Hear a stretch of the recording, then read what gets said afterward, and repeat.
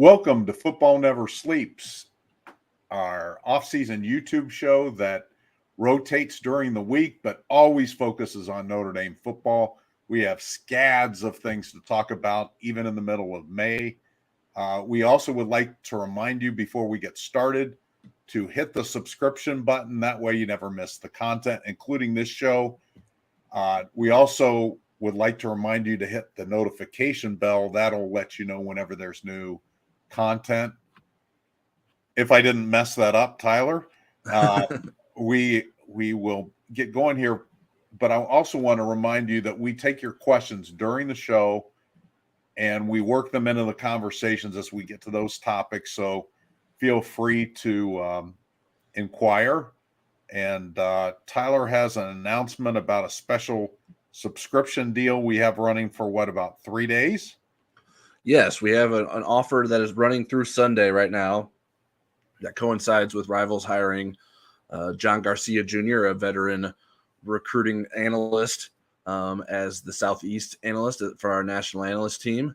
So we're excited about his addition. So Rivals is running a promo for those through the days through Sunday, this coming Sunday, that if you use the code Rivals Garcia, you can get a 30-day free trial. So if you are not a subscriber to Inside Indy Sports yet, this is a good opportunity to give us a try.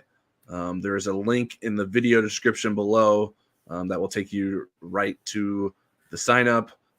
It should even give you the promo code in there, but in case it didn't load up, make sure you use the promo code Rivals Garcia. All that information should be in the description below, and we hope you take advantage of that and allow yourself to get a heads up on some of the content we're covering, whether it's with regards to the football team, the football recruiting, lots of basketball recruiting coverage as of late from Charleston Bulls. So we got a lot of things cooking on InsideIndySports.com, and we hope you join us there and take advantage of this offer. Sounds good. Well, we'll get right into it, and we're going to start with some semi-breaking news that broke earlier this afternoon. Notre Dame had a roster deletion today. It's not a transfer portal. It's a medical school portal. A travel portal. And Tyler covered that, so why don't we turn it over to Tyler to talk about it. Yeah, Alexander Ahrensberger, a defensive lineman, originally from Germany, has decided to graduate. He said he graduated with 2 degrees. I have not been able to confirm what his degrees are at Notre Dame. But he graduated from Notre Dame and is heading to Germany for med school. And so that is going to be a pretty cool opportunity for him. Obviously, another loss for Notre Dame's roster, but Alexander Ahrensberger wasn't exactly making a huge impact for Notre Dame last season. He played, I think, only 3 games on the defensive line. His biggest impact was as a personal protector for the punter. So that was certainly an important role, but one that can be replaced. But that puts Notre Dame down to 81 scholarships on the roster currently, so there's still room to add as many as 4 going into next season. We'll see if Notre Dame can do that. But that's sort of the sum of the news from today, with Alexander Ahrensberger deciding to move on in his college football career.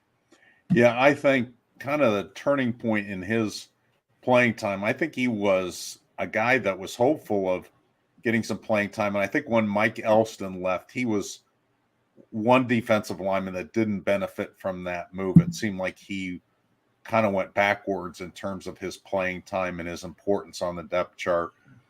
Great guy. I had a chance to talk to him. I think it was in fall camp, the first time I had ever interviewed him. And he was kind of a lottery ticket. I remember Mike Elston, the former defensive line coach, going over to Germany and offering him a scholarship, and him, visiting Notre Dame and so forth. Wasn't a super highly recruited guy, but a lot of those international players turn out to be pretty good.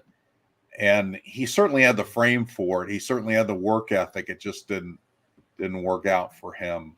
So Tyler, I mean, if you're Marcus Freeman, do you feel like you need to replace that body, or do you feel like you have enough defensive linemen? I was in favor of them adding another defensive lineman, whether or not Alexander Ahrensberger was on the roster. They have the scholarship space. Now, I don't know that there's one that fits the mold that would be able to make an impact. Is there a Chris Smith level defensive lineman out there? Chris Smith didn't play a huge role for Notre Dame, but I think he was of some value to Notre Dame that they added late as a grad transfer out of Harvard. So I think that Notre Dame should at least entertain that. He's good enough to be an undrafted free agent signing. Yeah. So my guess is Notre Dame has already at least considered what's out there. I'm sure this wasn't necessarily a surprise.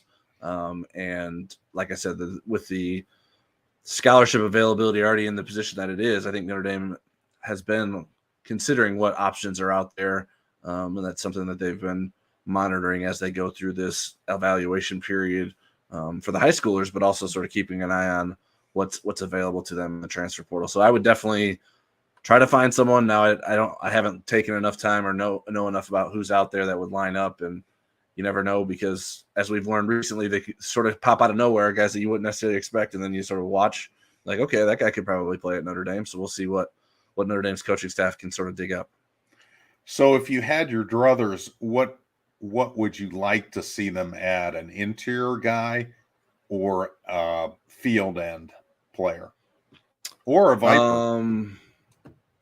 All of the above. Okay. I don't know. Probably an interior player first and foremost. I think you have Cross and Mills. I think you have confidence in. Gabriel Rubio played some last year. You think he's going to be able to continue to come along? Jason Anye had a big spring, but I think another guy in that mix wouldn't hurt. And I think Notre Dame does enough where like they sort of mix and match the nose guard and defensive tackle spot. So I think there's some flexibility there.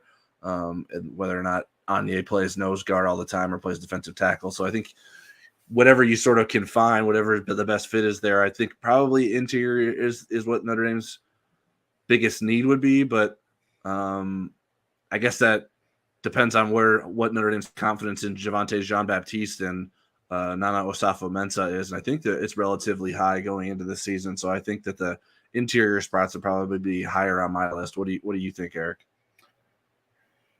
Yeah, I mean, I'm wondering what you're going to get out of Aiden Kiana-Ina. Tyson Ford is intriguing because, they love him as a defensive tackle down the road. He's got a lot of learning to do. And yet when we watched him in the blue gold game, he was lined up at the field end. Sometimes he looked pretty good there. I don't know that they need Vipers because they've got a couple coming in Traore and Arnell Mucum. Did I butcher his name? Is it Mucum? Yeah, I'm not positive. So okay. Good. And then we know Brennan Vernon's coming in at the other end spot. And they do have an interior defensive lineman that was a true freshman, Devin Houston, who was hurt all through spring, so we never really got to see him do anything but get on an exercise bike. So I would say probably interior because, again, I think there's some flexibility if you really needed a field end that Tyson Ford could move back out there and look pretty good. Yeah, and I think particularly Ford, like the down the road part is worth emphasizing. I think us, or I guess me specifically, I thought that maybe he could be a guy that could rise this offseason into being a contributor, and it didn't sound like that's where he had risen to during the spring. Now maybe he makes that leap during the summer and into fall camp and changes that, and I wouldn't rule that out because I think he has some special skills there. But I do think he's been getting bigger and embracing the move to inside, so it would be hard to sort of move him back outside. But I think in small doses and in certain situations, he could probably do that job pretty well if you're just looking at a guy that's sort of stuff the run and have some athleticism out there. So I think obviously we've talked about it ad nauseum that this is a very big season for Notre Dame's defensive line with so many guys that they need to replace and so little certainty of like who are going to be the guys that produce as playmakers on that unit. We should also mention Donovan Heinisch. His name came up with Coach Washington the time that we talked with him, and he mentioned that he thought Donovan Heinisch was coming along. I don't know that he's somebody that you're going to give a lot of reps to, but he might be somebody that could be kind of at the fringe of the rotation at either of those interior spots. So, yeah, Alexander is gone. So there's 4 potential spots. Notre Dame could fill them with grad transfers or regular freshman transfers, I guess. But they could also fill them with giving scholarships to walk-ons. I think they'd like to add some transfers first, and at the top of the list, as a young man who is visiting today, was on campus yesterday, and I think his visit extends until early tomorrow, and that's Antonio Carter II, who's a senior from Rhode Island. He's going to be graduating in about 10 days. And he has 2 years of eligibility left. 6'1", 200-pound safety. He can play all the secondary position, and his recruitment has just blown up. He's visited Ole Miss and Wisconsin already. When we were communicating just ahead of his Notre Dame visit, he said his plans were to visit LSU later on Friday after getting done with his Notre Dame visit. Florida would be up next on Monday after that, and then he would have about a week to make a decision by his timeline. I think he said he wanted to make it on May 20th. So what do you think about this whole Antonio Carter II business? He sounds like the real deal. I mean, he sounds like someone that would be of value to Notre Dame's roster. Obviously, safety position would be very high on the list in terms of positions of need where Notre Dame doesn't have a lot of proven depth. You have the 3 guys at the top there with DJ Brown, Ramon Henderson, and Xavier Watts. But after those guys, you're looking at some freshmen who haven't had chances to really prove themselves yet. So I think that it makes sense that Notre Dame's going after him. Whether or not Notre Dame can close the deal on that, I don't know. It sounds like there's a match there. It seems like playing time would play a pretty big role. It's almost perfect in that he has 2 years of eligibility left, which we were sort of describing as like It seems almost impossible for Notre Dame to be able to find someone that fits that bill. But they have. But also you see like how many other people could use him too, because there's plenty of offers that just sort of keep coming his way. So if you're Notre Dame, you hope you can really woo him and impress him this week. And in an ideal world, he maybe decides, well, I don't need to visit anywhere else. Although I don't know that that's necessarily going to happen. You've spent more time digging deep on Antonio than I have. What are your thoughts on him as a prospect? There's a lot to like. Again, I haven't seen his non-highlight tape, but his highlight tape is pretty impressive. And again, this is a kid that was in a senior year at Oak Ridge High School in Orlando, was 5'10", 154 pounds. He's 6'1", 200 now. So he's really transformed his body.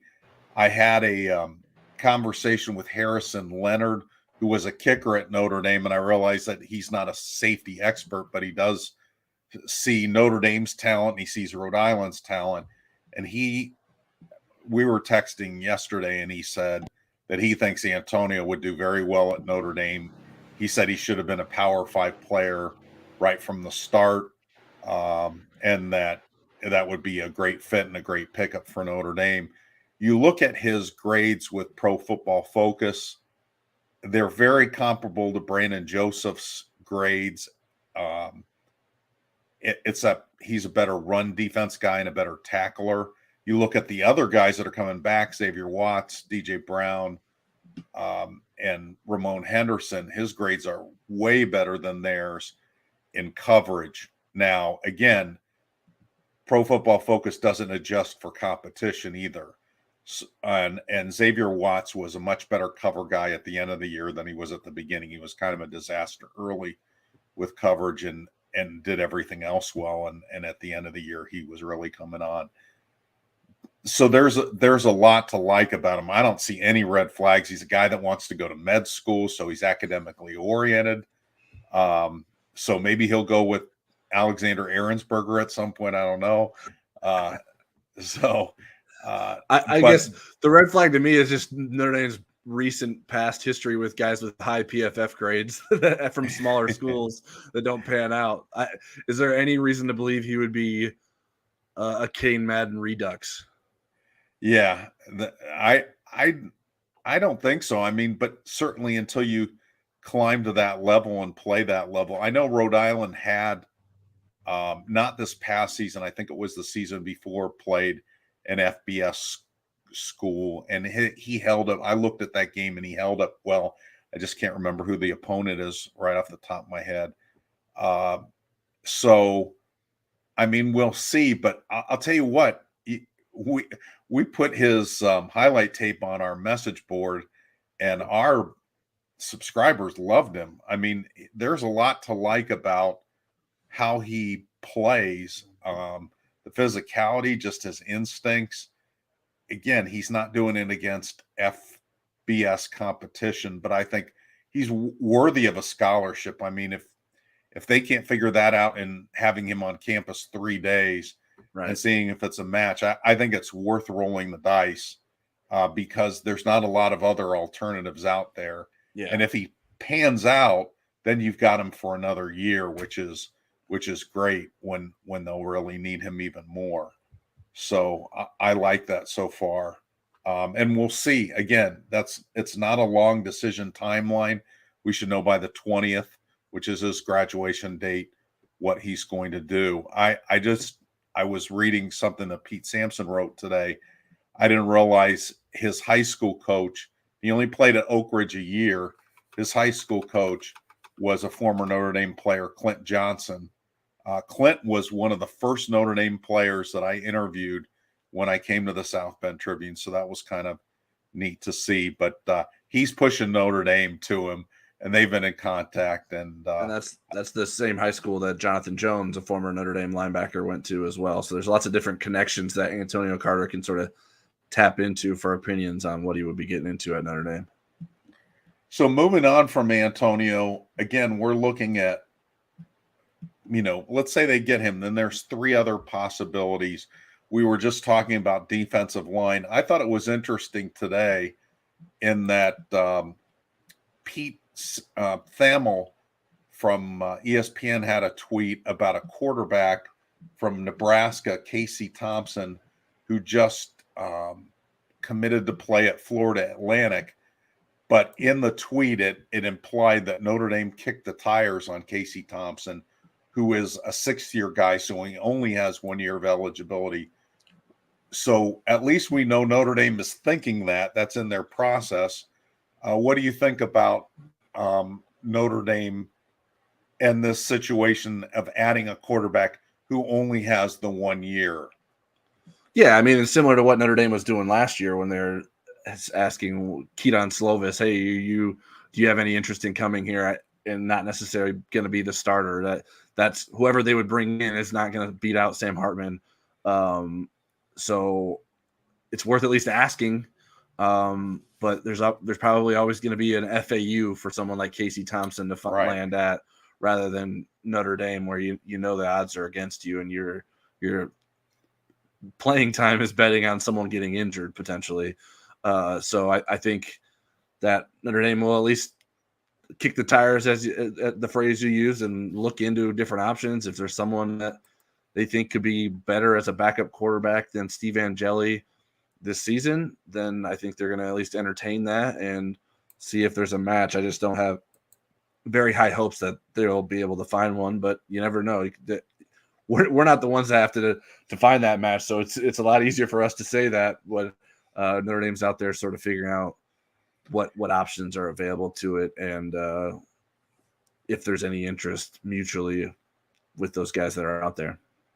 Yeah, it doesn't feel like there's anything else imminent, but again, Notre Dame wisely and a lot of other schools try to keep these more quiet if they can, or as long as they can. Right.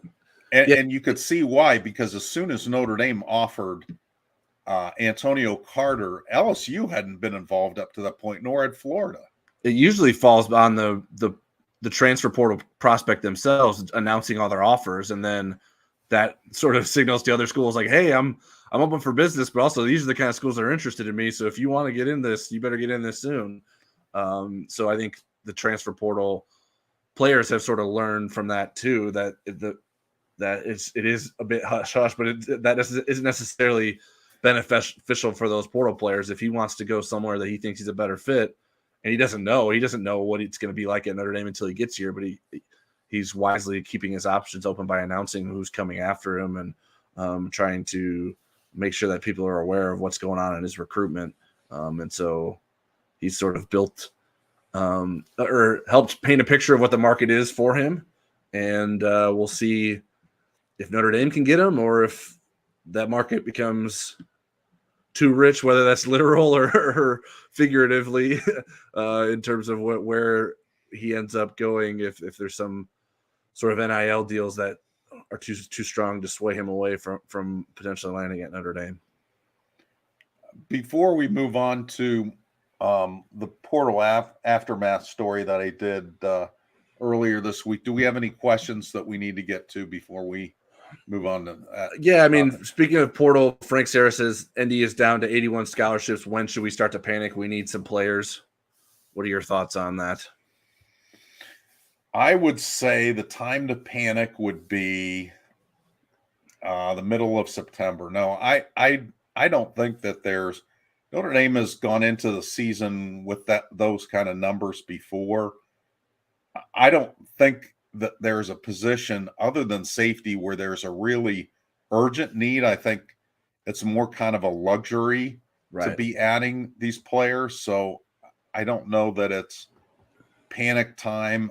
I don't know that Alex Ahrensberger had the depth chart worked its way down to him would have been somebody that would have been able to hold up in big games. So unless you're adding somebody that's going to impact your program, which is what Marcus Freeman said really is the only thing that he's interested in from the portal, not just to get the numbers up.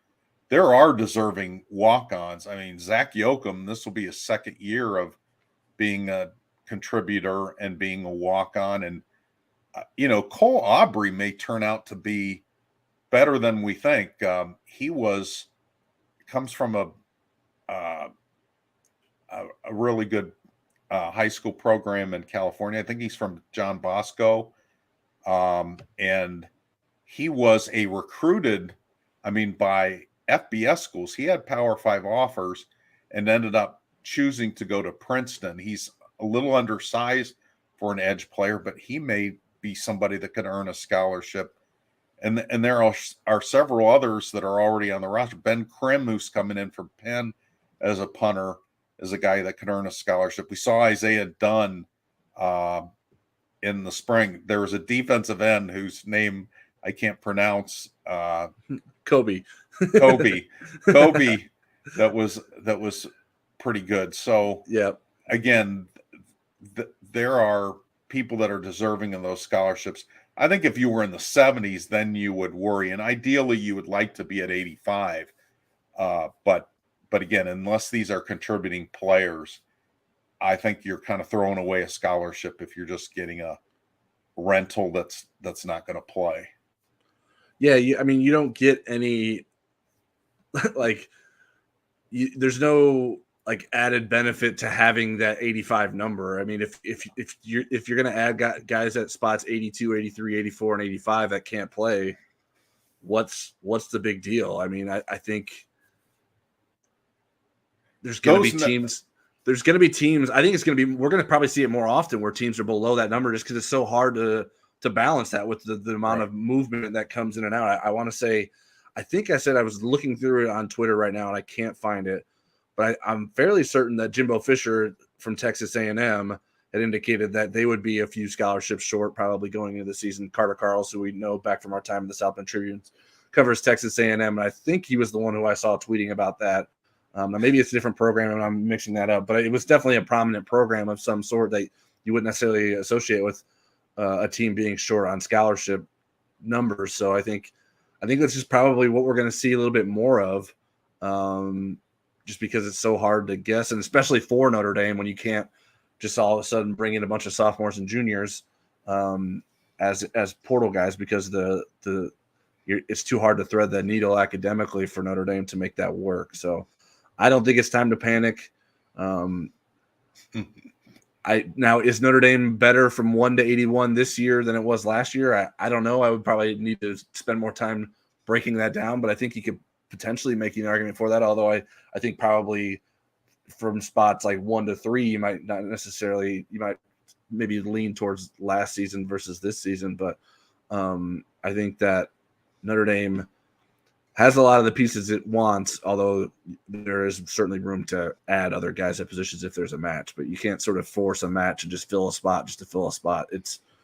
You'd rather have the ability to go recruit more guys. If you're going to have an engaging and aggressive recruiting staff, having extra scholarships isn't going to be a problem. You're gonna just keep recruiting guys, and when they start the cycle thinking they need 3 offensive linemen and end up with 5, you're going to see more of that. When you start the cycle of saying you need 2 receivers and end up with 4, you're going to see more of that, because things are going to change based on what the needs are and the way the scholarship and transfer portal situation develops. We do know Notre Dame is perusing the wide receivers too, just to get a little bit more depth there. But that doesn't mean, again, if they don't find somebody they like, they're not going to add a guy that's the 9th or 10th of that receiver group. They're wanting somebody that could come in and play.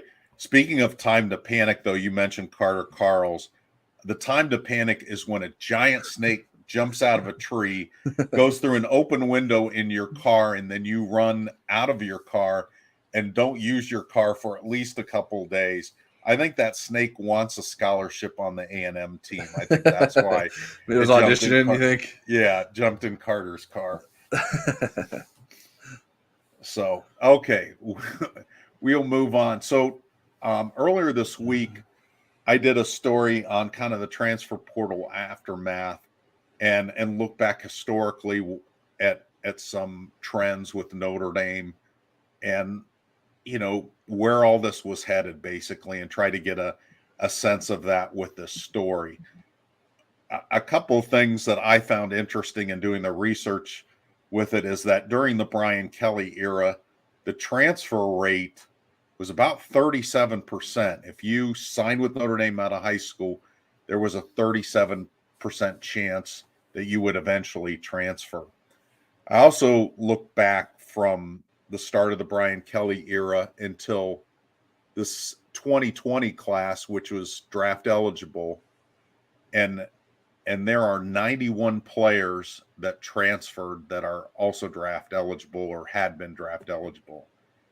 And only 2 of those 91 were drafted into the NFL, which is not something universal at all colleges, but I thought that was kind of an interesting postscript that I think a lot of guys leave for playing time hoping that this does turn into an NFL gig, and it didn't. And looked at the quarterbacks and the ones that had obviously left didn't get drafted. In fact, none of them even played a down in the NFL. Not one single one. And this goes all the way back to Zach Pustock, who was once on our podcast.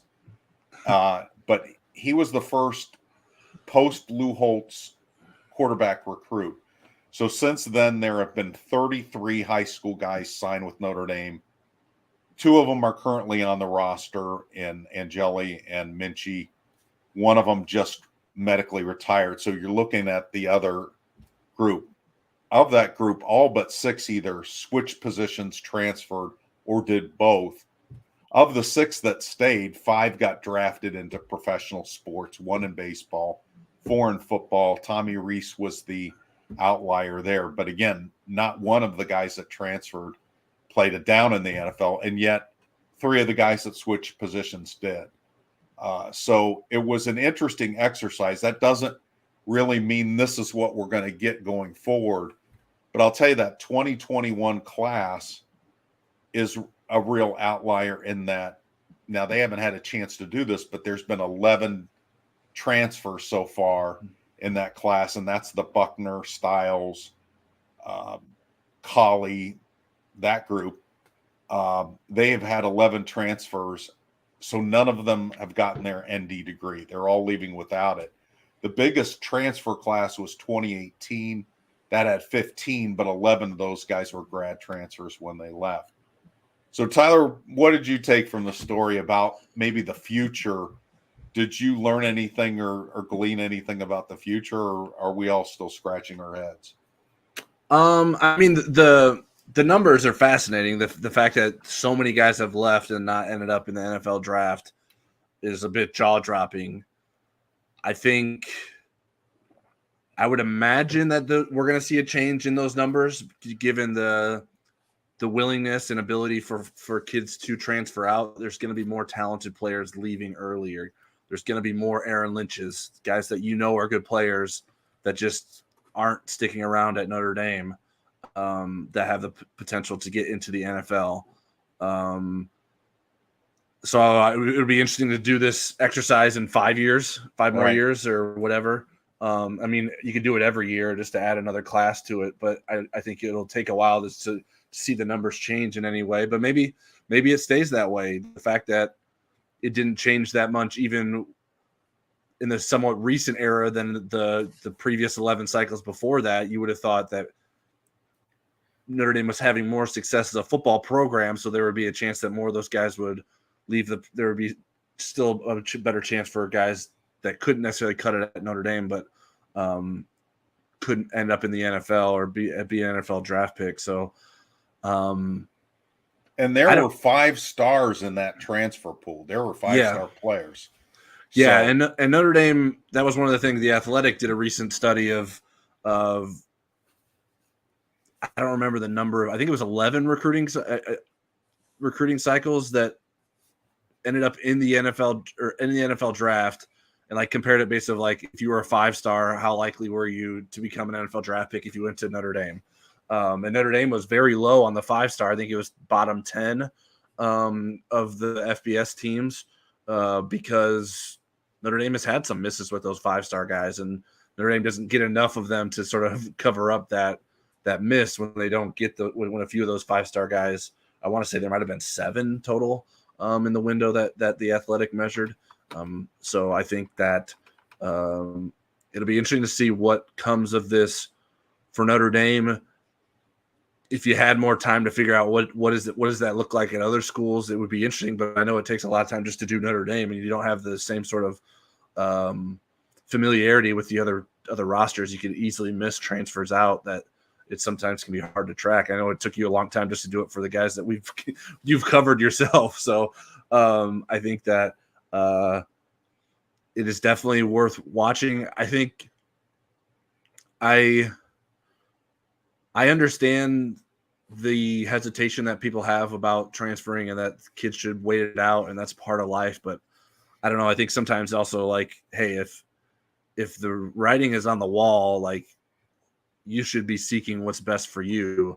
Now that doesn't mean you're always going to be making the best choice, but maybe the kids shouldn't have come to Notre Dame in the first place. Sometimes that's true. I know Notre Dame fans love Notre Dame and they'd like to think that's not the case, but maybe they made the wrong choice. And that could be the same thing for kids at other schools. Like, and Notre Dame's open guys with welcome guys with open arms that maybe made the wrong choice coming out of high school and ended up at Notre Dame and were better for that.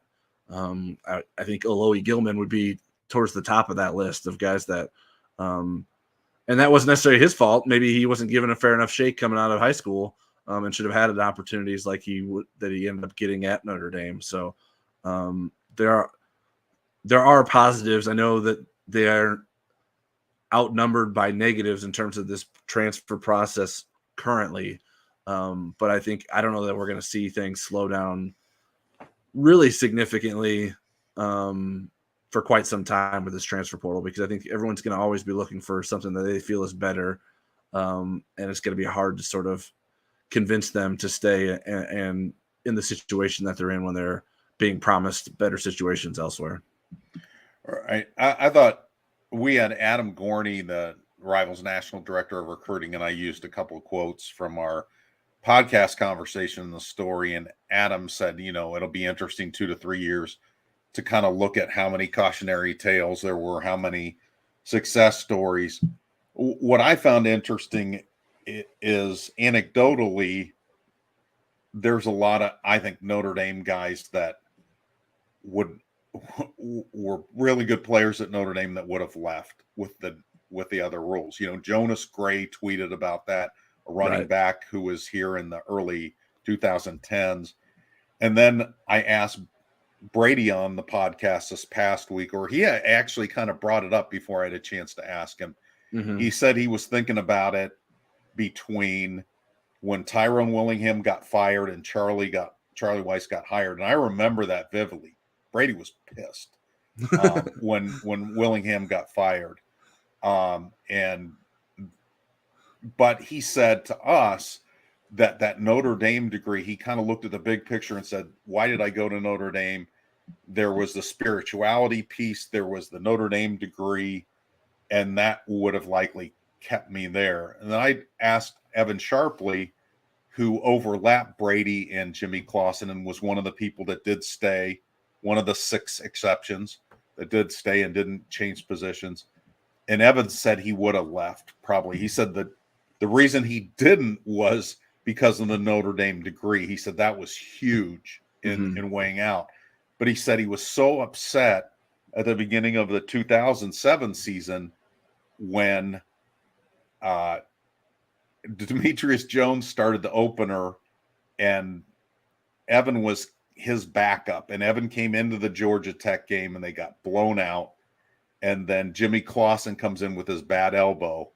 And then Charlie names Jimmy Clausen the starter for the next game.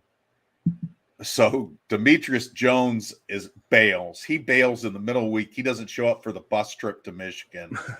And he ends up going to Northern Illinois to check them out. This is before the portal was. I mean, these are the old rules. Yeah. And then Sharpley was thinking about, too, he said he was looking at places on trimesters so that he'd only have to sit out the 2007 season and he could play somewhere in 2008.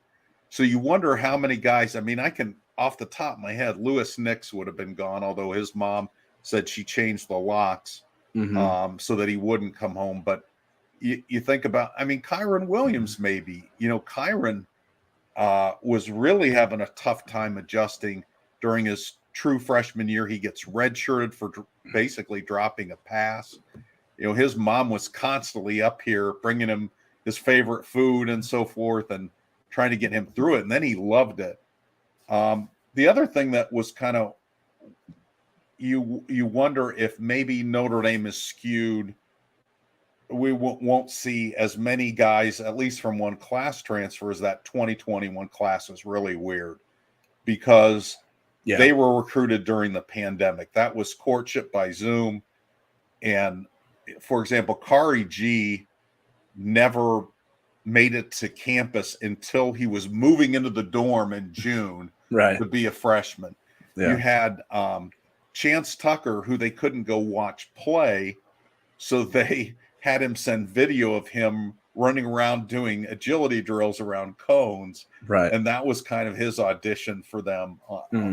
And so it was really weird. You were never in their living room talking to the parents. They were never on campus for official visits because you couldn't do that during COVID-19. And a lot of them didn't have senior seasons where you say, yeah, that's the guy we think he is. Right. So 11 of those guys are gone. So that may be more of an outlier that we look at a few years down the road and say, aha. So yeah, and I think and the context to the 91 guys that were able to be in the draft and only 2 got drafted that we don't know the answer to is like how many of those guys would have been drafted if they stayed at Notre Dame. My guess is the answer is probably not very high either. Just because the chance of getting drafted in the NFL isn't very high to begin with. Like it is a low statistical probability to be a college football player who gets drafted. Now, if you're at Notre Dame, it's a bit higher than if you're at a lesser school. But I think that many of those guys wouldn't have been drafted even if they stuck it out at Notre Dame. But they could have been able to get the Notre Dame degree, which not all of those guys did. So I know everyone when we're talking, and I talk to all these recruits, they always say how much academics is important to them. But when it comes down to it, football is really, really driving a lot of this. And they may not want to admit that because it doesn't sound as good to say that. And it sounds better to always say academics is important. But not everyone follows through on that, whether that's in the classroom or just sticking around to get that Notre Dame degree at all. So I think that those are all things worth remembering as well. Not everyone that comes to Notre Dame truly came to Notre Dame for the Notre Dame degree, even though that's what Notre Dame is trying to sell those recruits on. Before we turn to our recruiting segment, is there anything that we need to get to in the question portal? Yeah, they're not related to what we're talking about, but we can talk about those things. Okay. First one is from LDL Go Irish. That's a subscriber to us on the Insider Lounge. If Blake Fisher is an All-American, will he stay to get a season at left tackle or will he leave? And what are your thoughts if he is not an All-American but a high-round draft pick?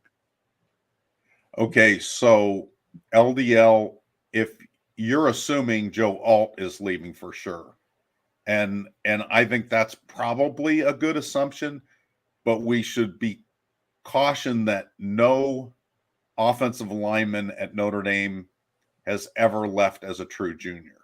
And we're talking about Mike McGlinchey, Quentin Nelson, Ryan Harris, a pretty star-studded group at left tackle and the interior positions. So he would be the first. He would probably be a top 10 pick. So would have Quentin Nelson had he left early. So we'll see if that plays out. But let's assume Joe Alt leaves. I think it depends on what Fisher's draft grade is than whether he's an All-American or not. It's going to be really hard. It's going to be really hard for him to be an All-American. To get two on the same offensive line is not easy. Right. I would just start with that. Didn't Ohio State have some mention? I mean, Paris. I guess if you're talking about like third team All-Americans, then right. maybe that's more within range than being both first team All-Americans. That would seem to be. And for them to both be All-Americans, your line really has to be elite. The whole line does.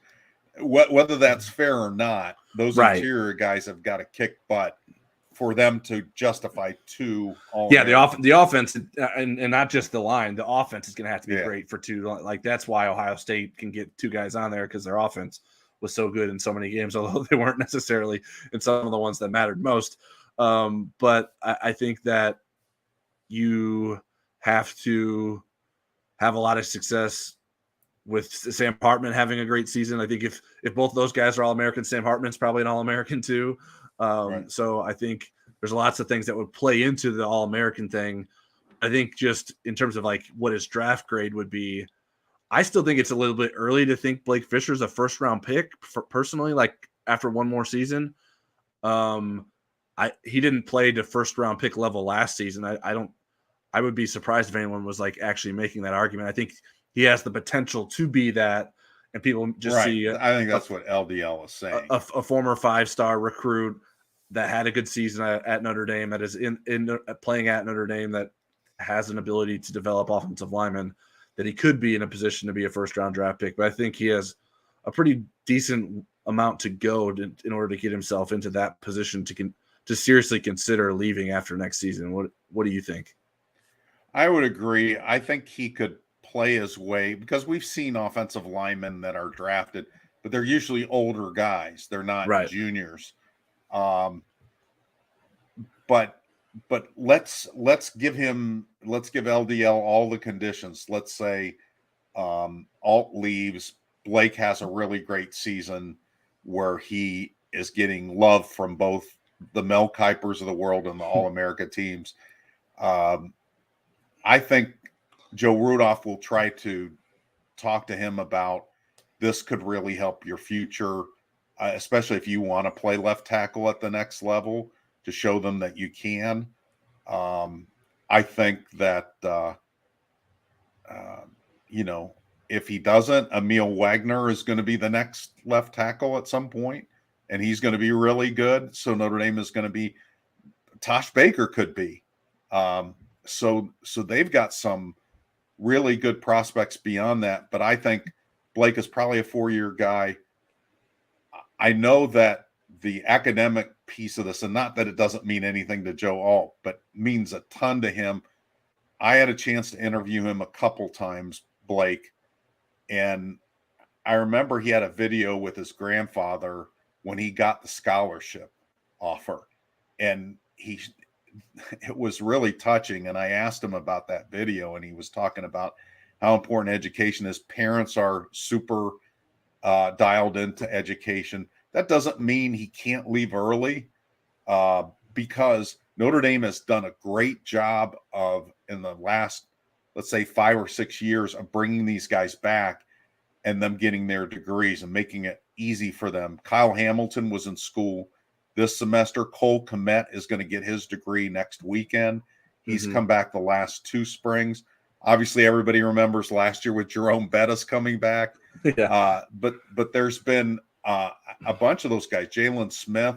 So Notre Dame has made it much easier for these guys to come back and do this. So I think Blake would be a guy that finishes.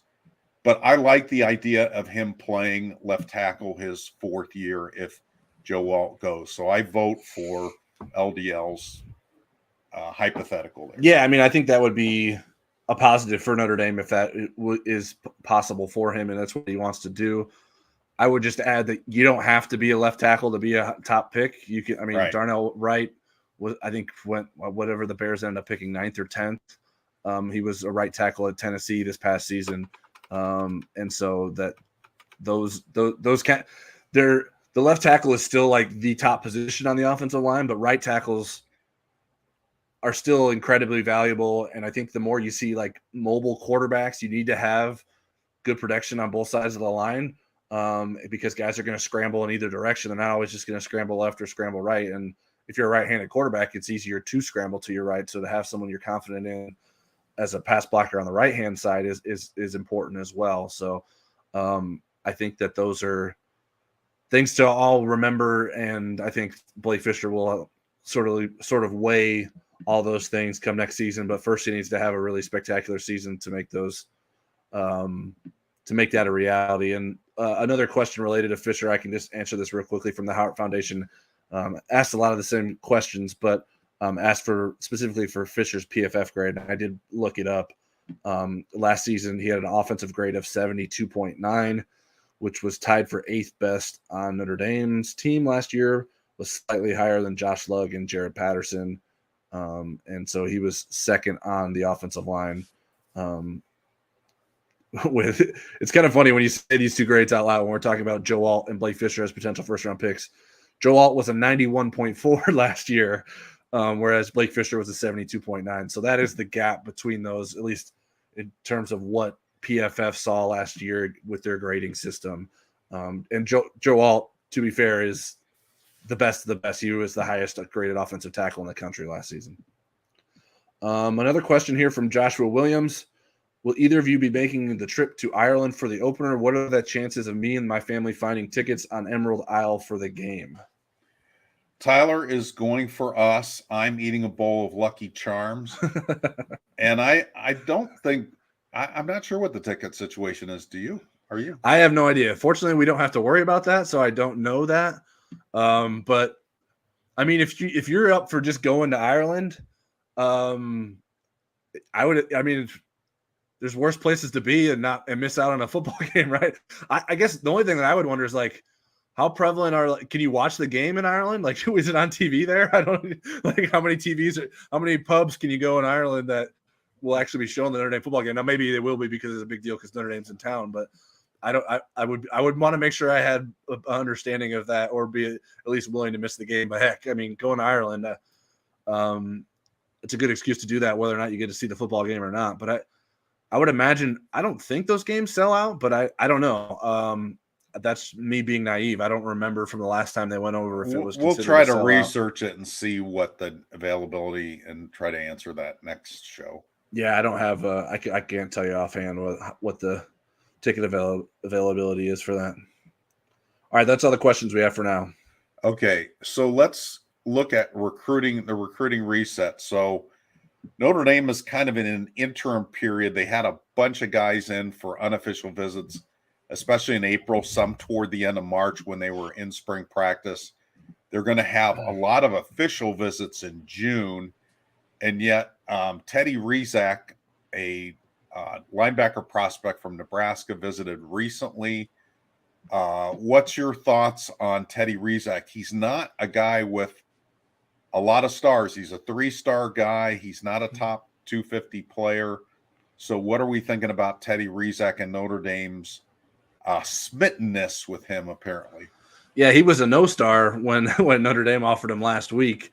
Notre Dame was out at his school, Omaha West Side in Nebraska. Al Golden was there, liked what he saw, and Notre Dame followed up with a scholarship offer. At that point, Teddy told me, he's like, I thought I was going to have to come to Notre Dame for a camp to make sure that they would offer me. But Notre Dame was adamant that it would be willing to take him now and give him a scholarship offer. And so he came up for a visit this past weekend. He was there on Sunday and Monday, and liked the visit from everything that he told me, as we reported on the Insider Lounge and InsideNDSports.com. But he's an intriguing prospect. He now is a 3-star recruit on Rivals, like you mentioned. He's a 5.7 rating, which is the highest level for a 3-star recruit. So it was just a matter of time. I actually reached out to Clint Cosgrove, who's our Midwest analyst from the National Analyst Crew, and he said he had been on a list of them to put a rating on. They just hadn't been able to get to that, and they did assign that to him after I sort of gave him a bit of a nudge of, hey, we should get a rating for this guy. Rizak told me that he ran a 40-yard dash that was hand timed in the 4.48, 4.52 range. So pretty decent speed there. He played linebacker and safety last season for his school because he started the season as a linebacker. He was an outside linebacker opposite of Christian Jones, who's a 2025 linebacker who Notre Dame has offered. And Notre Dame liked what they saw. They liked the versatility that he had, and they look at him as a potential rover initially, and then with the ability to maybe move inside as he continues to grow into his body. But someone that could end up in Notre Dame's class sooner rather than later. We'll see if he's ready to make a decision soon. He just did get an offer from Nebraska this week. I had asked him about that, if that would make a difference, and he sort of brushed it off, even though he did grow up a Nebraska fan and had season tickets with his family. He said that it wouldn't necessarily be the trump card for Nebraska. So we'll see if that changed his mind once he ended up getting the offer. But a quick shout out to Josh Williams for his $5 donation. We appreciate that. Thank you, Joshua, for always chiming in. And Eric, I don't know if you remember, Joshua was the one who last week at the end of the show, when we teased that there would be a star-studded guest on our podcast, he correctly guessed that Brady Quinn would be the guest on our podcast. So kudos to him. I don't know if we should be paying him for getting that right, but we appreciate him joining us as always and chiming in. Clandestinely told Joshua that you'd be over to mow his lawn. What? All right, give me your address, Josh. Don't put it in the chat box though. we don't want a bunch of people showing up to mow your lawn. We'll sort out the details after the show. Sounds good. What do you think about Teddy Rizak? I know I've spent a lot of time talking to him and reporting on him. What are your thoughts? I think that people that want answers are reasonable, because we're just 2 years removed from Tom Lemming saying this is the best Notre Dame linebacker haul in decades, when it was Junior Tuihalamaka, Joshua Burnham, and Nolan Ziegler, and who was the fourth one? That is Jalen Sneed. And two of them aren't even linebackers. I was going to say, two of them aren't even linebackers. So yeah, they've grown into being Viper ends, but and then you're just kind of wondering why are they, if they're so committed to going after 4- and 5-star prospects, why are they looking at these guys? My thought is that Marcus has seen the film, and he wouldn't approve of it if he didn't think this was somebody that's being way overlooked, that has great traits that they feel like can turn into a linebacker. But But what's your thoughts? Have they swung and missed at too many of the linebackers? Yeah, I mean, there were definitely guys early, and even this week they went out to see Sammy Brown, who is either a high 4-star or borderline 5-star somewhere From in Georgia? there. From Georgia. They went to his school, but I don't think that's moving the needle. They're not in that recruitment really anymore. The highest ranked linebacker that they're in the mix for is Kingston Viliamuasa, who has Notre Dame in his top 3 alongside USC and Ohio State. Notre Dame is a very realistic contender there, but you still have to close, and those are tough schools to close against, especially Ohio State with the linebackers graduate assistant that was recruiting him at Notre Dame, James Laurinaitis, moved back to Ohio State. So I think there's certainly at this time of year, if Notre Dame's offering guys, they have missed on guys. I think that's always going to happen. No one gets everyone they want right off the bat. What we're learning now and seeing now is like, okay, how well can Notre Dame evaluate these maybe guys that there isn't a long line for yet? Can they be out ahead of the curve for that? We talked about Brandon Hillman being a guy that, right, when Notre Dame offered him last fall, he didn't even have an offer. I was told that Notre Dame was talking to other schools like, hey, we don't want to look bad when we take Brandon Hillman, so maybe you guys should consider him as a prospect for your school too. But Notre Dame was so confident that they could get him that when he got more offers that it wouldn't make a difference. And then when you saw Brandon Hillman be released from his national letter of intent from Notre Dame because he fell short academically, he did not have a short list of offers. He had a lot of big-time programs coming after him. Now, maybe that is a result of timing and guys have missed out at their safety prospects, and then the need for someone like Brandon Hillman is higher. But I think it's a bit foolish to just automatically say, well, Teddy Rizak's a nobody. Like, he could be great. We don't know that. I mean, he's played a couple different positions. He's a wide receiver at his high school. I think if you're talking about positionally, who you'd compare him to, like Nolan Ziegler sort of had the similar thing and coming out of high school where he was a wide receiver and a safety.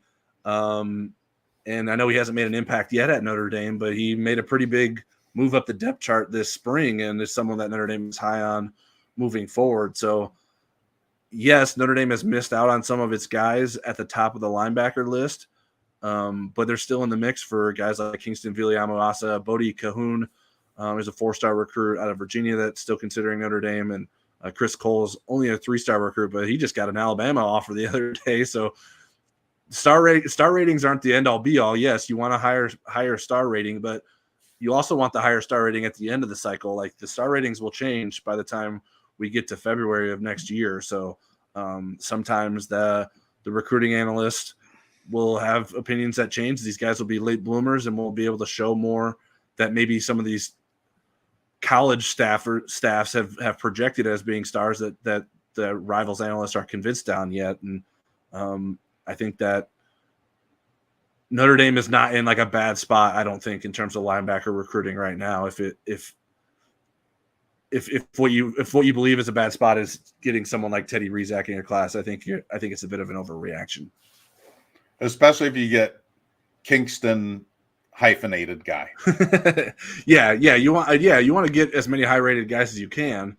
And Kingston is Adam Gorney said very high things about him. Like, he's just sort of scratching the surface, and he's a guy that has a real chance to be a difference maker at the college level. So I think it's worth monitoring. I know we had this discussion on the podcast about offensive linemen because Notre Dame's continuing to look at some prospects because it doesn't have its offensive line class filled out yet. But I think Notre Dame is going to be in a decent spot come the end of the recruiting cycle at the linebacker position. Okay.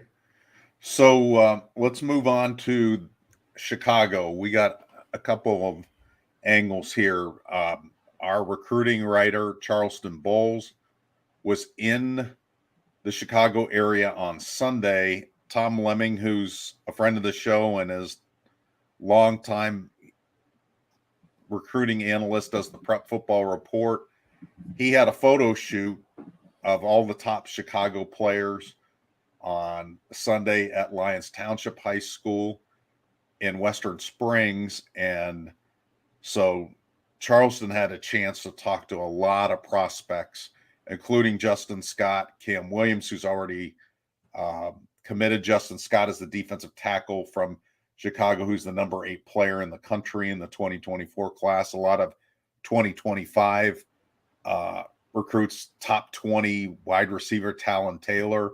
What was your takeaway from all of Charleston's story, since you edited most of them? Yeah, I mean, Notre Dame is in a good spot, and there's a lot of talent in the Chicago regions. I know you talk to Tom Lemming a lot. He's from the Chicago area.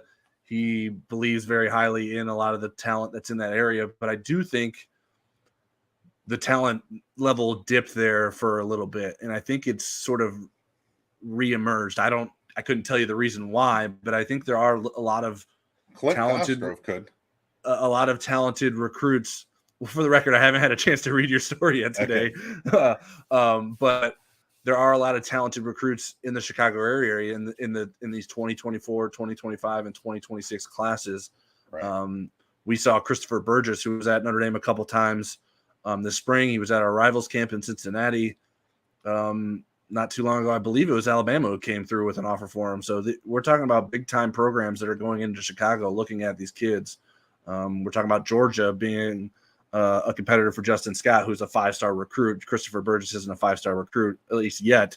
So there's a lot of talent there. Everyone recognizes it, and Notre Dame can't be left behind there. That's the place that Notre Dame has to be able to pull guys from and have a good recruiting footprint in, because of the proximity and just generally the familiarity with Notre Dame. Kids that grow up in the Chicago area are going to have lots of people that they know that are Notre Dame fans, even if they maybe themselves didn't grow up as Notre Dame fans or don't know a ton about Notre Dame. They'll at least have people in their ear about Notre Dame, which happens across the country, but it happens at a different level in a place like Chicago. All right. I won't give too much away from the story. It is behind a paywall, like a lot of our recruiting stuff is. But here's the good news. If you look down below at the crawl, there's a 30-day free trial. So click on that. You can read that story and a whole bunch of other stuff for the next 30 days. And then you can see if it's worth subscribing to Inside ND Sports. But just a little teaser in terms of the Chicago story. I mean, Notre Dame has had a rich history with Chicago. Lou Holtz used that resource very well during his era. And talking to Clint Cosgrove from Rivals, he's been scouting in Chicago for about 10 years, but only been with Rivals for the past few. So he's very familiar with the talent there. You know, he said a lot of kids that were only basketball players have either become basketball and football players, or there's been this surge back toward football, where football has become more important again. And the other thing is not just the reality of Chicago talent, but also the perception of Chicago talent. I think Rivals has made some adjustments to the way it looks at Midwest kids, because a lot of kids in the South, and there's some great talent in the South, a lot of kids up north, they don't have spring football. They're not going to camps year round. They're not playing as good a competition sometimes during the year. And they're multi-sport athletes. And all this kind of spreads them out. So they get into these national stages and maybe don't look so good. But what Clint's point is that those guys are still elite prospects. They get on campus, they adjust to the competition. Sometimes they have a higher ceiling than the kids in the South because they're not finished products yet. And so they've tried to take this into account in their rankings. And Brennan Vernon is a good example. Adam Gorney on our podcast had mentioned, you know, Brennan, when he was down at the All-American Bowl, either just whipped somebody in a rep during a practice, or he'd kind of quit after a rep because he was not used to being beat because of his competition. And I think Brennan will go through that adjustment period when he sees Joe Alton, Blake Fisher this summer. But if he goes against them enough and doesn't quit on the rep, I think they're going to make him better. He's going to be really intriguing prospect come August. First, we got to get you to change your computer settings that makes your screen go so dark all of a sudden, and then I hear you clicking. You're trying to get it back to you. I don't know what's happened because usually it doesn't do that. Usually there's something moving on the screen and we have that crawl. So I have to constantly move my mouse. I'll just your face does look much better when the screen is brighter. So I understand why you panic when it does that. I do not know what's going on, but it's like if for the older people that are listening to this, people my age group, they used to have a show called Bewitched, and the main character Samantha had an aunt named Aunt Esmeralda, and she would fade out when she was embarrassed, and that's what's happened to me today. Yeah, so I mean, there's much more in that story that Eric wrote today on our website at InsideNDSports.com. Like we said, if you subscribe now, you have through Sunday to use this code Rivals Garcia. You get a 30-day free trial to InsideNDSports.com. There's a link in the YouTube description below us. You should be able to find that. If you don't see it there, you can look on Twitter. I've tweeted about it. So please take advantage of that. While Eric was talking, I was confirming with a top 100 running back who has an official visit date set for June. You can get that information on the Insider Lounge if you're a subscriber. And while we were talking, Charleston Bulls has reported on a portal men's basketball player who plans to visit Notre Dame later this month. So lots of behind-the-scenes information that you can get right this very second on Inside ND Sports or the Insider Lounge if you are a subscriber. So please take advantage of that deal before it runs out this Sunday. Anything else you want to highlight before we get out of here, Eric? Well, Charleston has been a great addition for our football coverage, but he has supercharged our basketball recruiting coverage. He is very plugged into that. He was a standout basketball player at Chittard in Indianapolis. Do we have time for a lightning round with questions, or do we need to wrap up? I don't know that we have any other questions necessarily. Oh, there was one more that I thought we could do. Let's end with this. ND's deal with Under Armour is coming to a close. Any word on who ND is considering to sign a deal with? Well, they're a free agent, and I think Matt Freeman has a clothing company, doesn't he? ESQ, I think. Yeah, that's who Matt Freeman. I say they are not going. Yeah, Matt's a friend of ours. I would say they probably will not sign with them. I mean, that's out of my wheelhouse. I'll let Tyler answer that one. Yeah, I mean, there's not a lot of options, right? I mean, it's Nike or Adidas. If it's not Under Armour, I don't see it being someone else. I know there's been lots of discussion about this on our message board today, with the report that came from Sports Illustrated that noted that Under Armour and Notre Dame are no longer in the exclusive window for each other, so Notre Dame can shop for other deals on the market, and other apparel companies can make their pitch. I don't know who else it would be. I made a joke on Twitter saying it would be Peacock Apparel. I think someone else. Did that go over well? Yeah, I think it had like 10 likes. I mean, I don't think everyone loves Peacock, but I think they appreciated the humor. Okay. But Lululemon, I saw someone making a joke. There's people want Champion back because Champion was an apparel, the apparel source for Notre Dame in some of those glory days. But Champion's not a very big in the sports scene these days. How about Keds for shoes?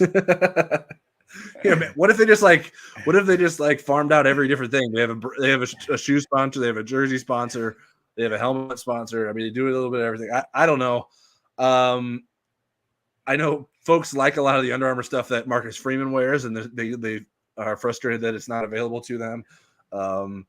So whoever is Notre Dame's next apparel partner, they need to be selling things that Marcus Freeman is wearing, because the outcry every time he's wearing something that they can't find in stores is very loud on social media. So they need to be taking note of that. And I mean, to be fair, Notre Dame could end back up with Under Armour. It's just other they can sort of test the waters for these other apparel companies. And it could be Jordan Brand, which is a part of Nike, but Jordan Brand is separate and does have contracts with different schools, including Michigan, which I know that may be the reason why some Notre Dame fans don't want them to be Jordan Brand. So, and also it is a little bit strange when you have a basketball player silhouette on football jerseys, but the Jordan Brand sort of transcends that for the younger kids.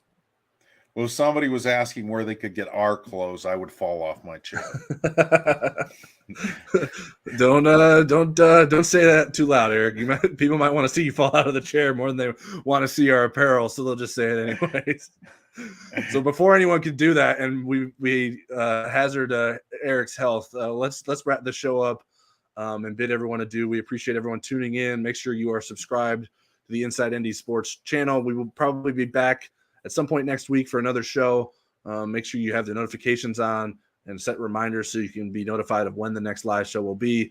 I've actually rearranged our homepage on the Inside Indie Sports YouTube channel so it's better organized, so you can see when our previous live shows and our upcoming live shows. So hopefully what I've done there is working better than what it was previously. So I apologize for anyone that had to click the live tab always to find us.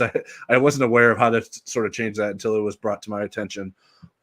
So we will be back then. And at some point this summer with a splashy new opening. A new opening, sponsors, hopefully sponsors plural. If you want to sponsor us, hey. If you want, yeah. Besides Joshua Williams was today's sponsor. We appreciate you, Joshua Williams, once again. If anyone wants to sponsor as a business, they'd like to do some advertising with Inside Indie Sports, reach out to us. We are open for business on that account. So we hope everyone has a good week and enjoys. Hopefully, you have as good of weather in your neighborhoods as we are getting here in South Bend.